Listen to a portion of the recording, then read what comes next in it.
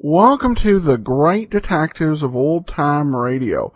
From Boise, Idaho, this is your host, Adam Graham. If you have a comment, email it to me, box13@greatdetectives.net. Today's episode is brought to you by the financial support of our listeners as we recorded the show kind of at the tail end of the listener support campaign.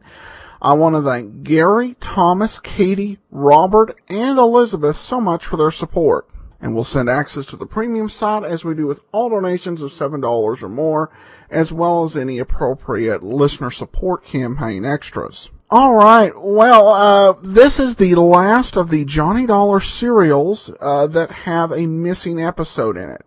And the missing episode in this week's serial is in part 2. This is probably one of the most significant plot points to be missing, so you'll want to be sure and listen when I explain what happened in part 2, using as my resource John C. Abbott's book, The Who Is Johnny Dollar Matter, which is an extra we have available all year, even though the listener support campaign is over. We'll send you your choice of The Who Is Johnny Dollar Matter, one of 3 volumes. The Bob Bailey episodes are all covered in volume 2, which we'll be relying on. And that's at support.greatdetectives.net. But now that said, let's take a listen to the Imperfect Alibi Matter Part 1. From Hollywood, it's time now for Johnny Dollar. This is Joe McNabb, Northeast Indemnity. Hi, Joe. Good to hear your voice. It's not mutual, Johnny. And I always thought you cared. Whenever I hear your voice, it's because I'm in trouble. Oh, what is it this time? Ever hear of Harvey Stone? Sure, the Stone Corporation. And Stone Enterprises and the Stone Foundation. Sounds like he's a foundation himself. Practically. Late 30s, bachelor. Took over the management from his father, E.J., when the old boy got crippled up with arthritis last year. So the total amount of insurance we're carrying on him is over $100,000.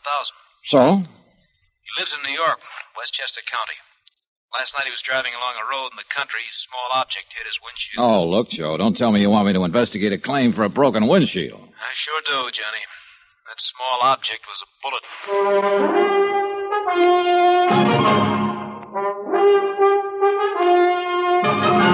Tonight and every weekday night, Bob Bailey in the transcribed adventures of the man with the action-packed expense account, America's fabulous freelance insurance investigator. Yours truly, Johnny Dollar.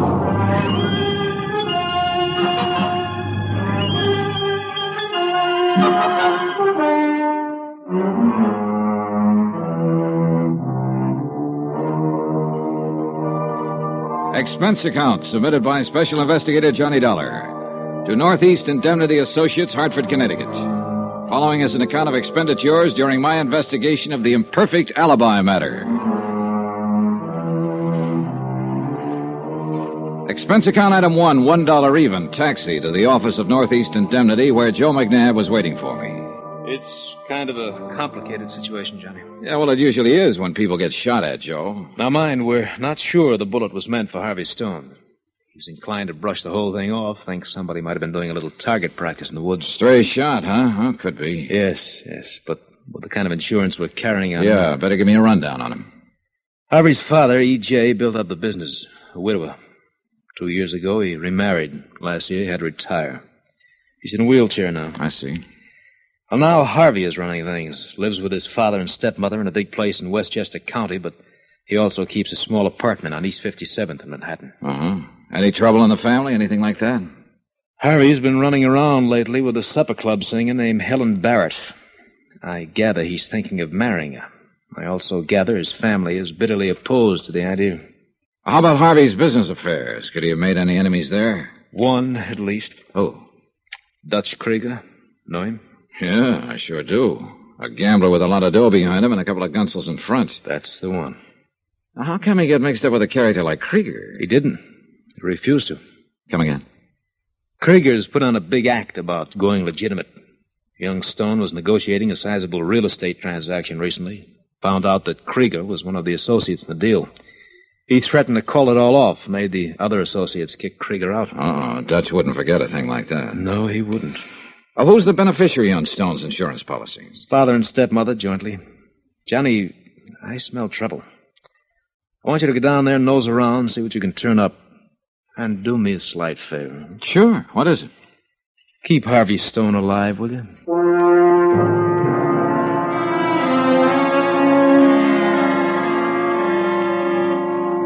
Expense account item 2, $12.50, transportation and incidentals to the Stone estate in Westchester County. It was one of those massive, dignified-looking places, nestling comfortably in about 10 acres of grounds. The butler showed me into a room only about half as big as Grand Central Station, so I wandered around inspecting the paneling and the Italian works of art. Then I zeroed in on one of the paintings. It involved a luscious lady, a bunch of grapes, and a pool of water. Nice, isn't it? Yeah. The painting, I mean. Quite nice, isn't it? Oh, yeah, if you like grapes.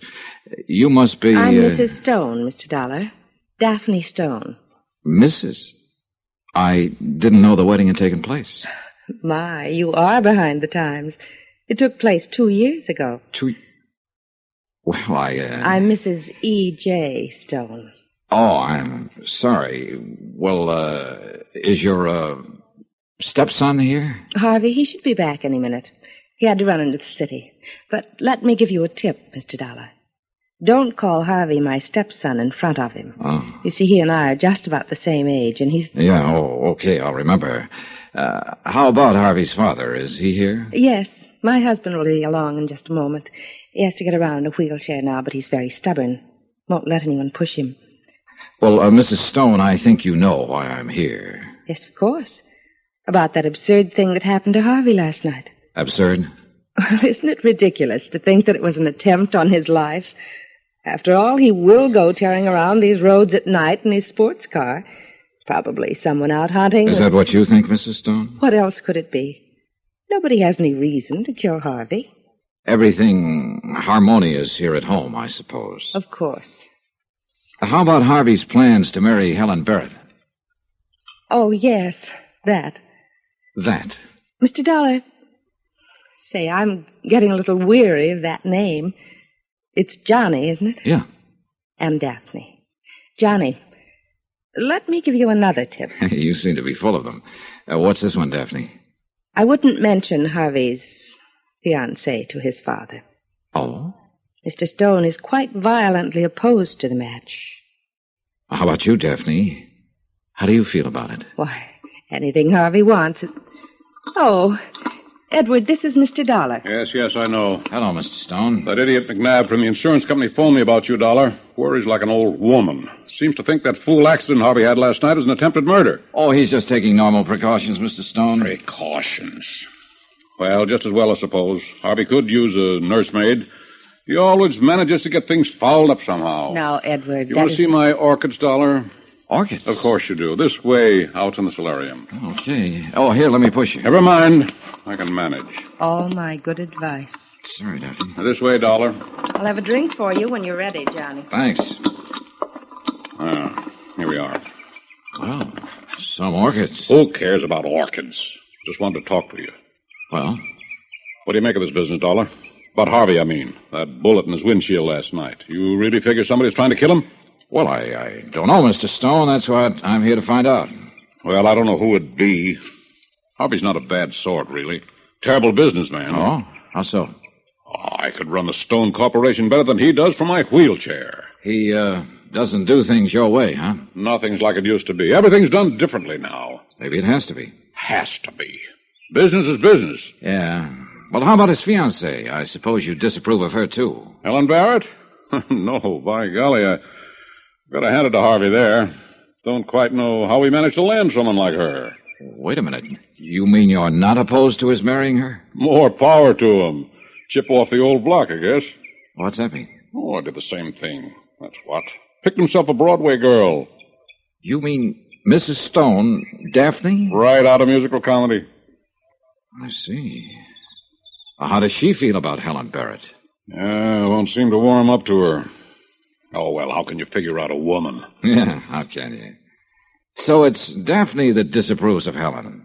Well, that's very interesting. Interesting? It's a nuisance. Here's your drink, Johnny. Oh, thanks, Daphne. Mr. Stone, you're not having any? No, that fool doctor of mine says no. Edward, you look tired. Perhaps you'd better rest. Tired? Who's tired? Well, then just one more question, Mr. Stone. What is it? Do you know of anyone who might want to kill Harvey? Once in a while, I sure would. Edward. I tell you, when I think of how he's running that business into the ground, I could wring his neck. Edward, it's no time for jokes. Johnny, this whole thing is ridiculous. Harvey hasn't an enemy in the world. Well, have you gotten me nicely taken apart by now, people? Oh, Harvey, dear. Hello, Daphne. Father? This is Dollar, Harvey. Jimmy, isn't it? Johnny. Yes, I heard Mr. Dollar was coming. And why? How are you? You look tired, Harvey. Let me fix you a drink. Thanks, darling. Thanks, darling. You know, Dollar, sometimes I wonder which one of us is married to Daphne. That was a perfectly charming thing to say, Edward. Yes, Father, you seem to be in unusually good form tonight. This is for the benefit of our guests, no doubt. Look, if I could just talk to you for a moment, Harvey. Oh, don't mind these little exchanges, Johnny. If you're around this place very long, you'll get used to them. Good night. Good night. Father? Mr. Stone. Like a drink now, Harvey? Oh, never mind, Daphne. I can manage. All right. I'll go on up then. I hope we'll be seeing you again, Johnny. Oh, you probably will. Good night. I'm sorry about that business with Father just now, Johnny. Most of the time, he thinks it's fine that Daphne and I get on so well together, but sometimes he doesn't. I suppose now he's in the wheelchair, he feels the difference in their ages even more. Yeah. And ever since I've taken over the management of the corporation, well... Oh, I'm sure he must have made it very clear he doesn't approve of my policies. And he's probably right. Oh? Well, my heart's not in it, really, but somebody had to take over. Look, Harvey, you said you knew why I was here. Oh, sure. About that silly business last evening. Well, what exactly happened? Well, I have a new sports car that I'm fond of. I went for a drive. No, there are some pretty good country roads around here. And I slowed for a sharp turn, and I heard what I thought was a backfire. But my windshield shattered. There was a bullet. Oh, what'd you do then? I stopped to warn whoever it was to keep away from the roads. It didn't occur to you that somebody might be trying to kill you. Oh, well, good Lord, no. Look, Johnny, I used to roam these woods when I was a kid, taking pot shots at fence posts. That's obviously what happened last night. You didn't see anyone when you stopped? No, it was probably some kid. He's probably still running. And you can't think of anyone who might want to kill you? Of course not. How about Dutch Krieger? Krieger, the gambler? I understand he was involved in a business deal you were thinking of making. You refused to go through with it until his associates dumped him. Of course. After all, the name Stone does have a pretty honorable history. I couldn't very well have it connected with somebody like Krieger. Well, Dutch wouldn't forget a thing like that. Look, about your fiancée, Helen Barrett. Johnny, I suggest you confine your questions to subjects not quite so personal. All right, so I sound nosy, but you're heavily insured, Harvey, and that bullet last night could have been meant for you. My job is to find out if there's anyone who could possibly have any reason to kill you. There isn't.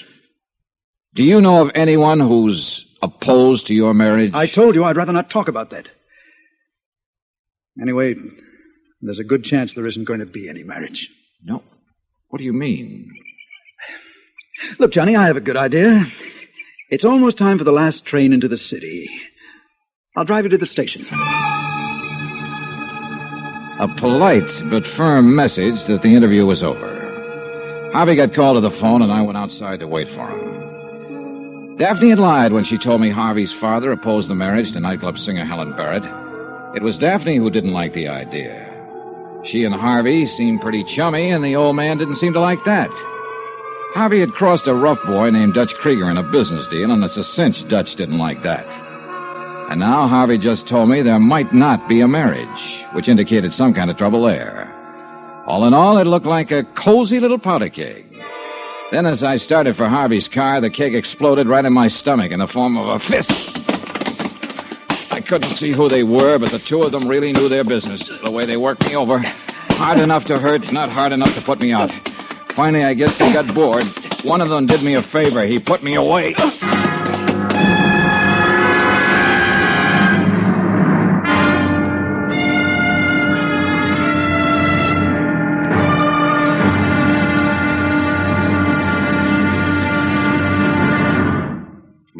here's our star to tell you about tomorrow's episode of this week's story. Tomorrow, well, look, you should never get in a card game with a professional gambler. He can deal you any card he wants, even the ace of spades.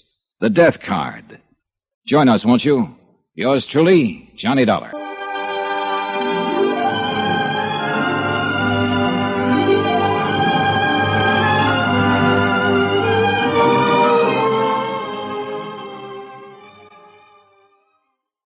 Welcome back. Well, as I said, part 2 is missing, and it was pretty eventful. First, Johnny called in the book says the fight, but really it was an ambush, and tells Joe McNabb to go ahead and sign Johnny up for a policy given how the case is going. And, he suspects Dutch Krieger, goes and sees him. And, Johnny spots him. Dutch admits that he knows him, and then there's some threatening talk. Then Johnny goes to see Helen Barrett at her club, and she expresses concern about Harvey because of the whole thing with Dutch. And she also says the wedding has not been canceled, just postponed. So add that to the conflicting stories Johnny had received already. And Johnny double checks on the health of the organization, goes back to his hotel, and then gets a call from Helen. And Helen says that Harvey had called, wanted to talk about the wedding, and she'd gone to back to pack. By call, apparently meant called at her apartment. She went to pack while Harvey made a call to make a reservation to go to Mexico, and then she came back and Harvey was dead. And Johnny called Lieutenant Rustelli and gave him the information, went to see Dutch. But Dutch says he's got an airtight alibi. He was at the club all night. And then as Johnny was leaving, he spots a picture of Daphne signed to Dutchie with all my love. So that's what happened in part 2. And I have to say, of all the parts that are missing, this was probably the most inconvenient. But there you go. We're going to go ahead and pick it up with part 3 of the Imperfect Alibi matter. From Hollywood, it's time now for... Johnny Dollar. Joe Rustelli at Homicide, Johnny. I was out when you called. Anything new on the Harvey Stone killing, Joe? Not a thing, but maybe we've already got all we need. Meaning Helen Barrett? We're still holding her. Joe, I don't think she did it. No? Oh, I know it all adds up to her, but we'll just call it a hunch. Hunches are fine, Johnny, but facts are better. You want to hear some facts? I'll be right over.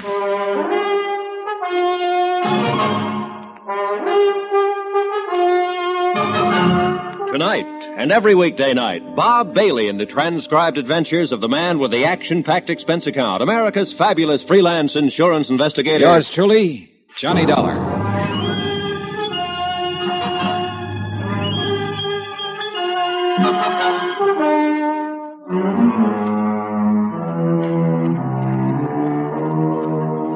Expense account submitted by Special Investigator Johnny Dollar.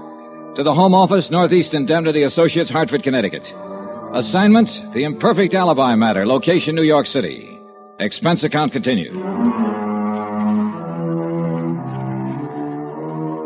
Item 8, $1.40, cab fare to police headquarters from my hotel to talk to Lieutenant Joe Rustelli.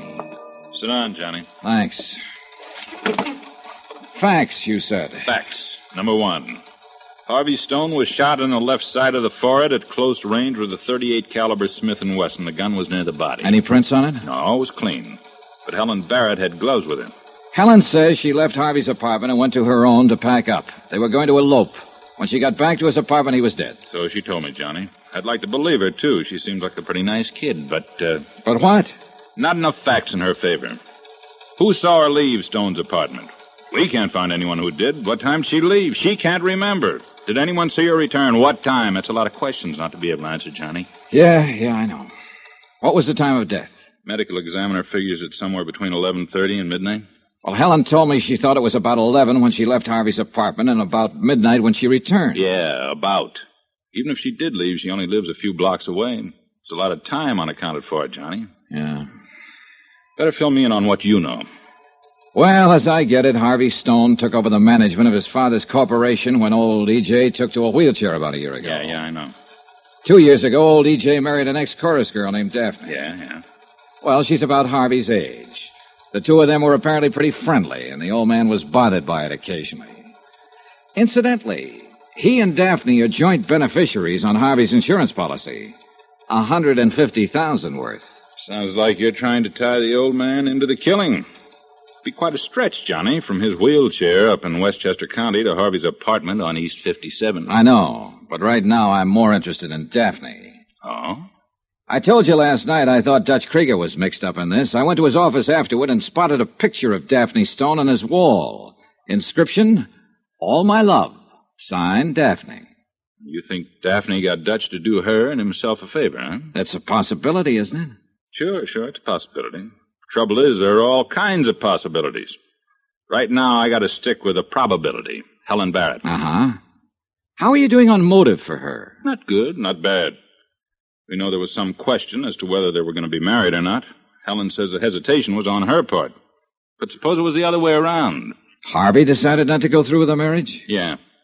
Getting cut out of the Stone money would hurt some girls plenty.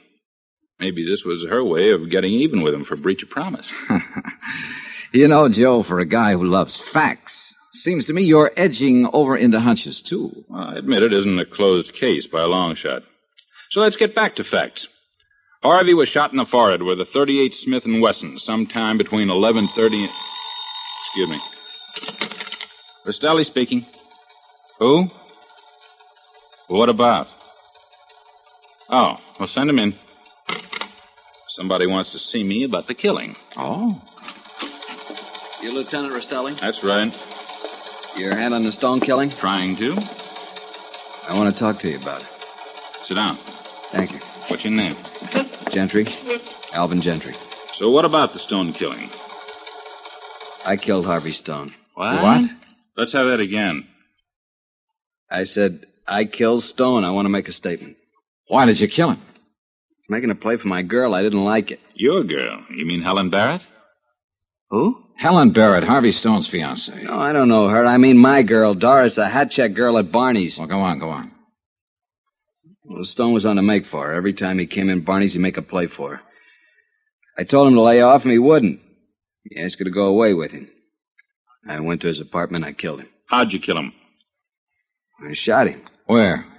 I told you, in his apartment. I mean, where did the bullet hit him?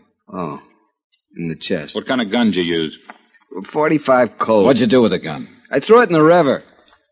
Okay, Gentry, get out. What? I said get out. But I told you. Yeah, you told me all right. Now I'm telling you, get out. Look, I don't understand. I'll tell you what you do. You just go on out of here and think it over. When you come back with a few facts straight... Facts? Yeah, like the caliber of the gun and where Stone was shot and the location of the gun. You get the facts straight and I'll be glad to listen to you. Now get out. Okay. Confessing Sam number 1. Yeah, there's always a string of them. That's one reason we don't usually release the caliber of the gun to the papers, to help weed out these confessing Sams. Wonder why they do it.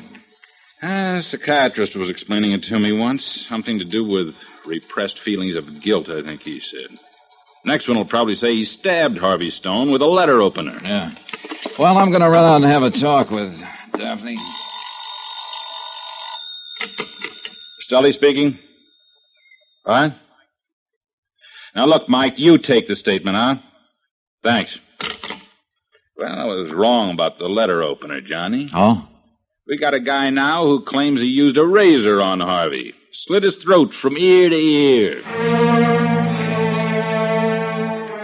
As I left, I spent about 3 minutes feeling sorry for Rostelli and his crank confessions, but then I dropped that routine and started feeling sorry for my own problems. The case against Helen Barrett looked pretty bad, but I still kept thinking of Daphne Stone's picture in Dutch Krieger's office. Expense account item 9320, transportation to the Stone estate in Westchester County. I was shown into the king-size drawing room again to wait for Daphne. But then I saw a very interesting sight that wiped Daphne out of my mind for a moment. It was old E.J.'s wheelchair at the door to the solarium. And what was unusual about it was that it was empty. I edged toward the door. Then I got a glimpse of E.J. puttering around his orchids. He spotted me, though, and hobbled quickly to his wheelchair. With an abrupt wave, he wheeled into the hall and out of sight. A couple of minutes later, in came Daphne. Hello, Johnny. Daphne? Well, you said it was important that you talk to me, but I really don't feel much like talking after what's happened. I'm sure you understand. I think so. How's E.J. taking it? My husband is reacting as I suppose any father would who'd just lost his son. He's bewildered and hurt. You didn't tell me E.J. could navigate without his wheelchair. I saw him a minute ago inspecting his orchids. The wheelchair was parked near the door. I didn't think it was important, Johnny. It's true he can be out of his chair for short periods, but it's rather uncomfortable for him. Out of his chair for how long? Not long enough to get into New York and back, if that's what you're wondering. Thanks. You told me it was E.J. who was opposed to Harvey's plans to marry Helen Barrett, but I found out that you were the one who was fighting it. I suppose it was foolish of me to pretend otherwise. I guess I just didn't want you to get any wrong ideas. About what? About the reason I opposed it. What's the right idea? The name of Stone means something, Johnny. Dignity, tradition, breeding. I doubt if someone like Helen Barrett, an entertainer, nice as she is, could keep that tradition alive. Are you kidding? I'm completely serious. Something like this happened once before with Harvey's secretary, Martha Winters. And you stopped it just like you were trying to stop him from marrying Helen. I don't like the way you put that. I merely persuaded him to think of the family name. You know, you kill me, Daphne. What do you mean by that? This dose of blue blood you picked up. Aren't you a Daphne come lately yourself? How dare you? Save it. E.J. told me he lifted you out of a chorus line when he married you. Now, how about it? Yes, it's true. So where do you get off with this? I don't suppose you'd ever understand this, Johnny. But there are chorus girls and chorus girls. This I know. I had to support my mother somehow. But all the while, I knew that life wasn't for me. And when I got a chance at this life, I took it. And since I married Edward, I've lived the way anyone with the name of Stone should live. I've put my past behind me. Even Dutch Krieger? Dutch? Yeah. Yeah, I saw your picture on his office wall. He was part of the past. It doesn't exist anymore. Isn't it kind of a coincidence he tried to worm his way into one of Harvey's business deals? I had nothing to do with it. And Harvey acted correctly in refusing to have anything to do with Dutch. I see. Then you opposed Harvey's marriage to Helen to protect the family name, huh? Just as I opposed the previous attachment to his secretary. Sure it wasn't because you didn't like the idea of competition? It's a pretty low thing to say under the circumstances. Well, just what are the circumstances? It's very simple. I've lost someone who was very dear to me. Even though I was Harvey's stepmother, we were practically the same age. Sure. I know people talked about it, made crude jokes about it. But I didn't care.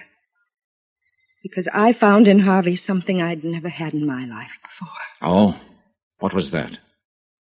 A friend, Johnny. A real friend.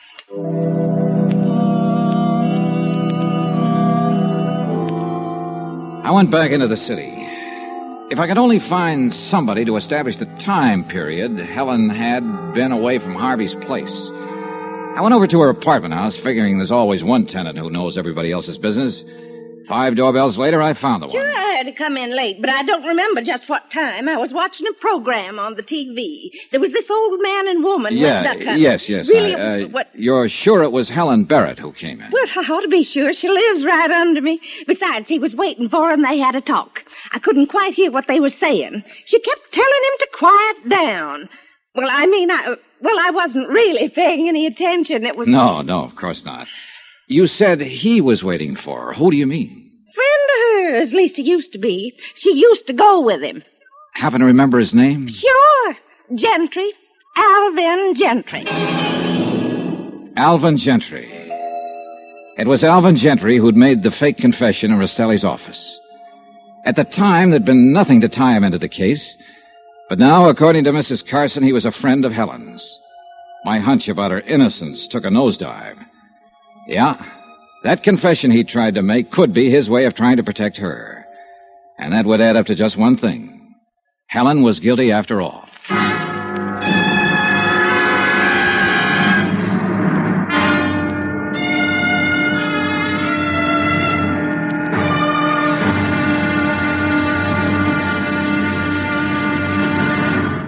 Now, here's our star to tell you about tomorrow's episode of this week's story. Tomorrow, up pops an eyewitness and drives the final nail into the wrong coffin. Join us, won't you? Yours truly, Johnny Dollar.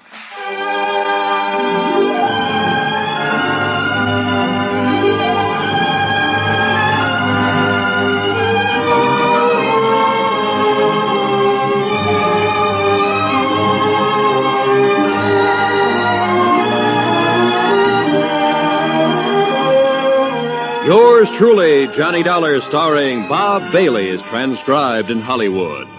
Written by Robert Reif, it is produced and directed by Jack John Stone. Be sure to join us tomorrow night, same time and station, for the next exciting episode of Yours truly, Johnny Dollar. Roy Rowan speaking.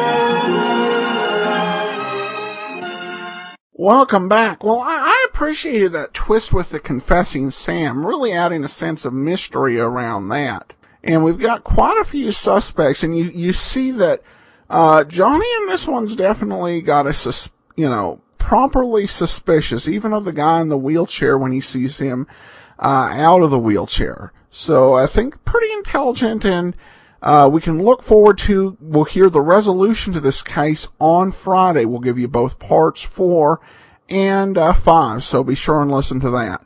All right, listener comments and feedback. And received a comment from Gary, who says, "Hi, Adam. I love listening to your podcast. Nick Carter and Johnny Dollar are my favorites that you are running at this time. However, my all-time favorite is Sherlock Holmes with Basil Rathbone and Nigel Bruce. I'm very interested in taking a tour of Dragnet when you start that sequence again. Thank you for all the great background information you provide. Awesome job. Keep it coming. FYI, I access the podcast on iTunes. I'd like to switch to my Android machine, but I do not know how to get similar access to that platform. Any tips that you could provide would be appreciated." Well, Gary, there's a couple of things you could do. First, if you have a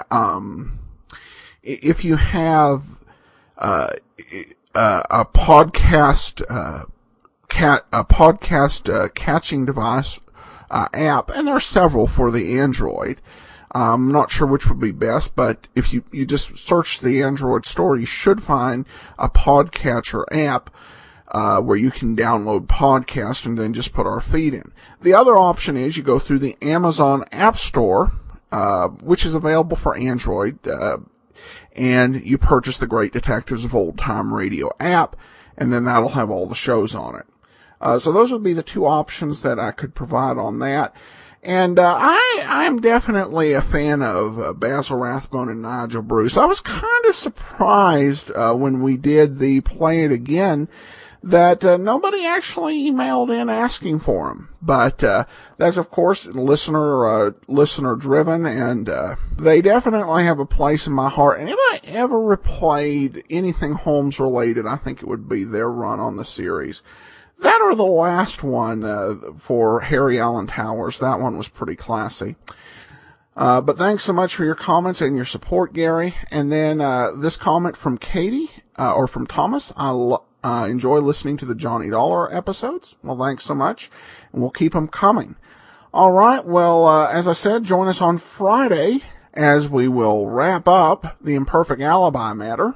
But coming up tomorrow, it's the casebook of Gregory Hood. In the meanwhile, if you have a comment, send it to me, box13@greatdetectives.net. Follow us on Twitter, Radio Detectives, and become one of our friends on Facebook, facebook.com/Radio Detectives. From Boise, Idaho, this is your host, Adam Graham, signing off.